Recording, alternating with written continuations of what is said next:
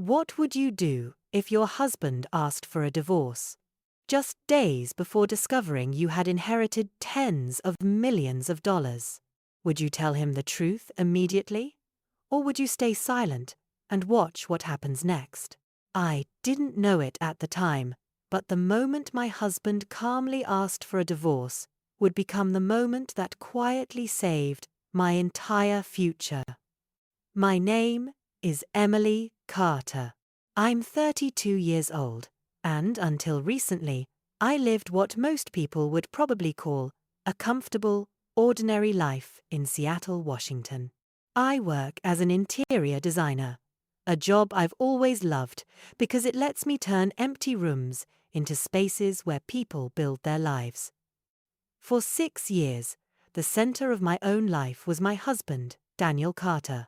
We had built a quiet rhythm together: Sunday morning coffee, late-night conversations about the future, long walks through the damp Seattle streets after it rained. We talked about having children someday. We talked about upgrading to a bigger house once our careers stabilized. Sometimes, we even planned imaginary vacations through Europe, the kind you promise yourself you'll take when life slows down. At the time, I believed those plans were real. Then one autumn evening, everything changed. We were sitting across from each other at the oak dining table we had bought during our first year of marriage. I remember that table clearly, because we spent an entire afternoon choosing it together, laughing about how it would someday be surrounded by children and holiday dinners. That night, the house was quiet, except for the faint ticking of the wall clock and the soft hum of the refrigerator. Warm yellow light from the kitchen lamp spread across the table between us. Daniel sat very still, his hands folded together, his expression unusually composed. Then he said it. "Emily, I think we both know this isn't working anymore. I want a divorce."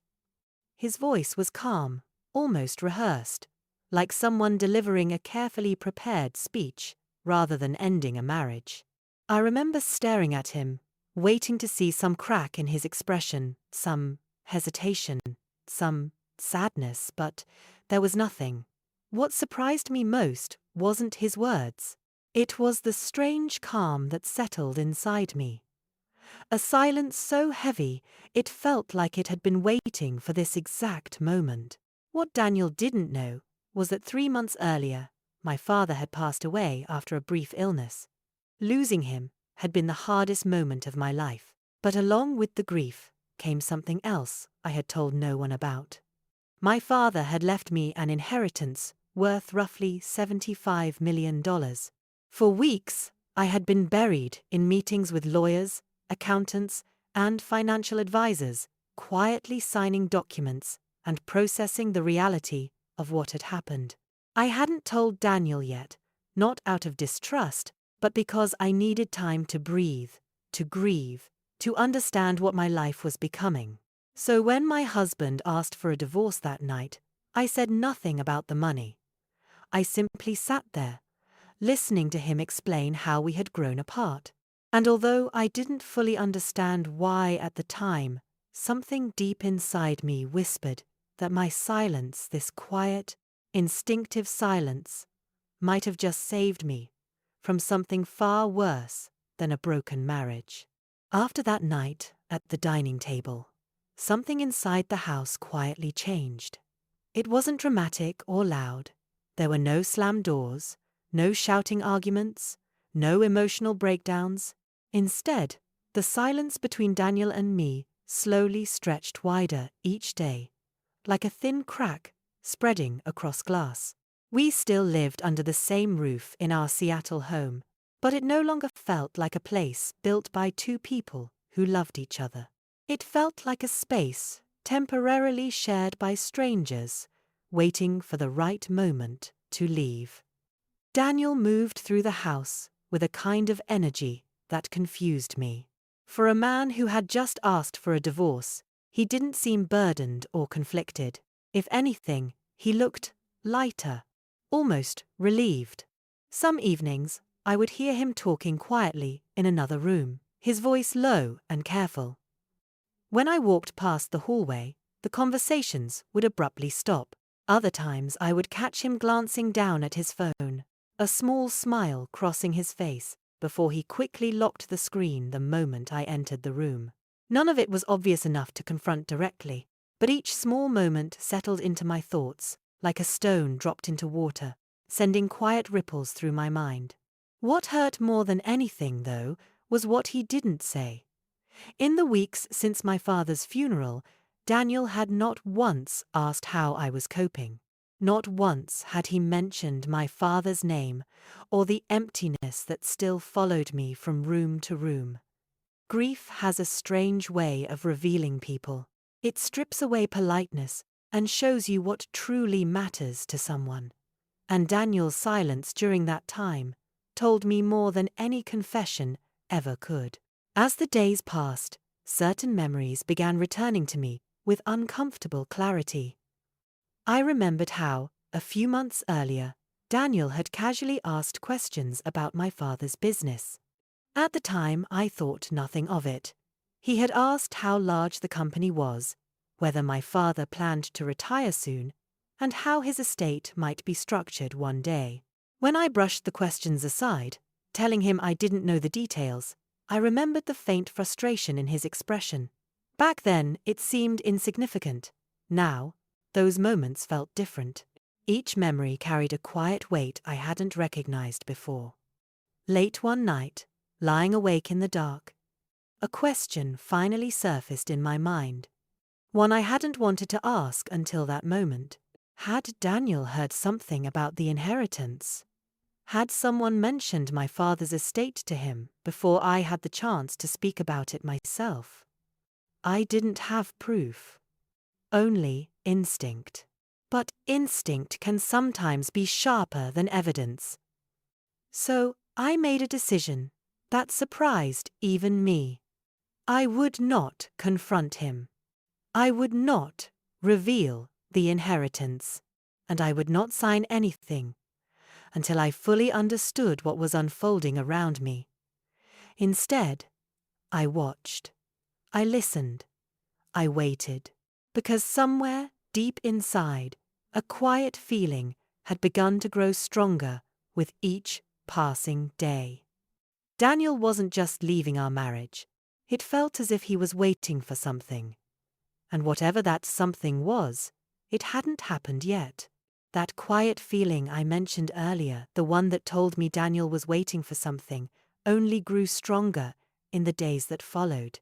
Life inside the house continued in an uneasy stillness, but Daniel moved through it with a confidence that no longer matched the situation. For someone who had just asked for a divorce, he didn't seem weighed down by regret or uncertainty.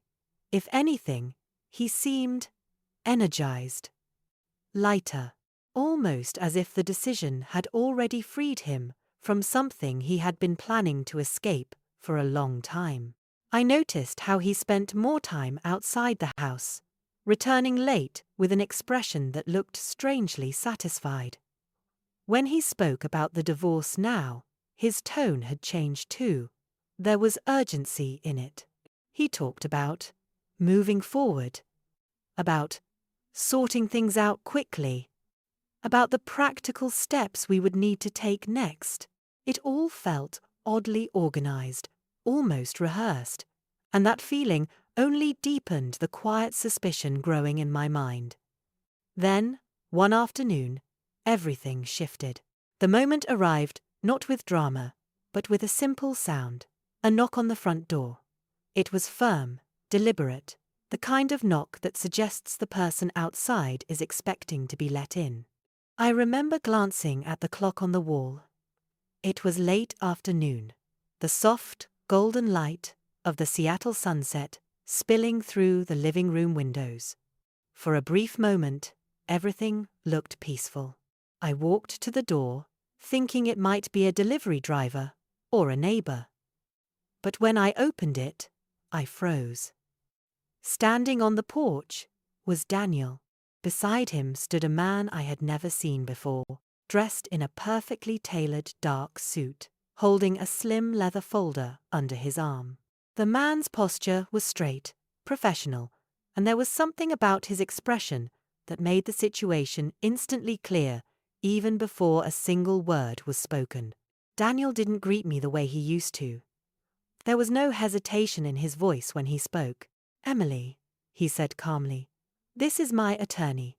We need to discuss some financial matters." The words settled into the air with quiet precision. They stepped inside, as if the meeting had already been scheduled in their minds long before I opened the door. The lawyer introduced himself politely and began speaking in the careful, structured language of someone used to legal conversations.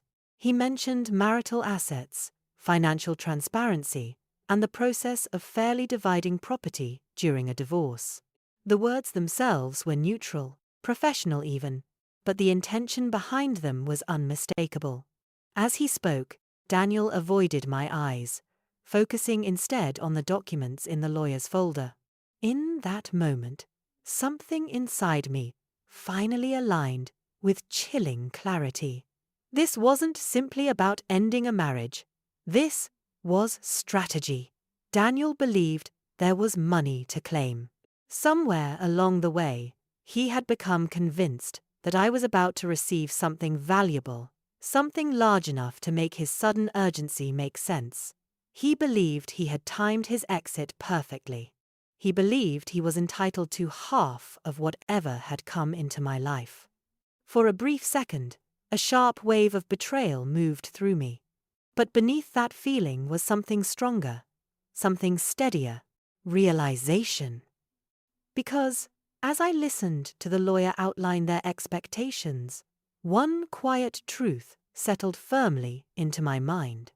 My silence, the silence Daniel had mistaken for weakness, had just changed everything. And as strange as it sounds, I couldn't stop thinking about one unsettling possibility.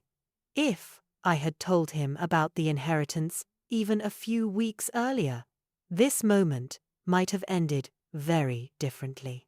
As the lawyer continued explaining the legal process, the room felt strangely still, almost as if time itself had slowed down. His voice remained calm and professional, while he spoke about marital property laws, financial disclosure requirements, and the importance of full transparency during a divorce proceeding. Each sentence sounded carefully structured, like something he had delivered many times before in other living rooms, to other couples whose marriages had quietly fallen apart. I sat there listening, without interrupting, my hands resting calmly on the table. From the outside, I probably looked passive, maybe even overwhelmed. But inside, something very different was happening. I wasn't confused. I wasn't panicking. I was simply letting them finish. The lawyer eventually paused and looked toward me, clearly expecting a response. Daniel still avoided my eyes, his attention fixed on the documents resting inside the leather folder. For a moment, the silence stretched between us again, the same kind of silence that had filled the house for days. Then I finally spoke. My voice was steady when I said it. "I understand what you're explaining," I told the lawyer gently. "But there's something important you should know about the inheritance." That single sentence caused Daniel's posture to shift slightly. The lawyer looked up with quiet interest, waiting. I continued calmly, choosing each word with deliberate clarity. I explained that the money left by my father had been placed inside a legally structured trust long before my marriage ever began. The trust had been designed specifically to protect the inheritance as separate property, meaning it could not legally be classified as marital assets under state law. As I spoke, I could see the subtle change in the lawyer's expression. His professional composure remained, but confusion flickered briefly across his face. He opened the folder and began reviewing his documents again, scanning them with a more careful eye than before. Daniel finally looked at me then, and for the first time since the divorce conversation had started days earlier, his confidence cracked. The certainty that had filled his voice when he arrived at the door seemed to fade almost instantly. The silence that followed felt heavier than anything that had been said before. In that quiet moment, the truth revealed itself more clearly than any argument ever could. Daniel hadn't returned to our home because he wanted closure or reconciliation. He had returned because he believed there was something valuable waiting for him. And now, that expectation was collapsing in front of him. The lawyer eventually cleared his throat and closed the folder with careful professionalism. The conversation ended shortly after that. There was no confrontation, no raised voices, only polite words and a quiet understanding that their strategy had failed. A few minutes later, Daniel and his lawyer walked out the front door the same way they had arrived. When the door closed behind them, the house fell silent again. I stood alone in the living room, listening to the faint sound of a car engine fading down the street. Strangely, I didn't feel angry. I didn't even feel triumphant. What I felt was clarity, because in that moment, I finally understood something important.